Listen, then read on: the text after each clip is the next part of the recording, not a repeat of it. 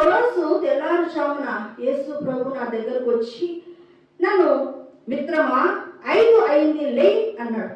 మిత్రమా అని నేను పిలిచడం జరిగింది. నేను దాన్ని ఇదేంటి దేవుడు నన్ను మిత్రమా అంటున్నాడు అని నేను అనుకున్నాను. అని నేను పెద్ద దాన్ని కన్సిడర్ చేయలేదు. అయితే ఓ రోజు ఈ చర్చి ఆదివారం చర్చి అయిపోయిన తర్వాత అందరూ ప్రార్థన చేయండి అనేలా అడుగుతున్నారు. సరే, నేను అందరికీ ప్రార్థన చేస్తున్నాను. ఎలా చేస్తున్నాను? ఏసునామంలో అగ్ని కంచె వేస్తున్నాను, ఏసునామంలో అగ్ని కంచె వేస్తున్నానని ఇలాగ ప్రార్థన చేస్తున్నాను. అంతా అయిపోయిన తర్వాత నేను ఇంటికి వెళ్ళి మళ్ళీ సాయంత్రం ఎవరు కూడికలకు వెళ్ళాలి కదా, ప్రార్థన చేసుకుంటున్నాను. అప్పుడు దేవుడు మళ్ళా నాతో మాట్లాడాడు.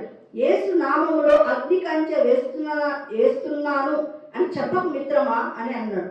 అంటే నేనే వేస్తాను అని చెప్పకూడదు అని దేవుడు నాకు ఆ దినము ఒక పాఠము నేర్పించాడు. అంటే యోబు ఇంటి చుట్టూ వారి యొక్క ఆస్తి చుట్టూ దేవుడు కంచె వేశాడు. నేనేం చేస్తున్నాను?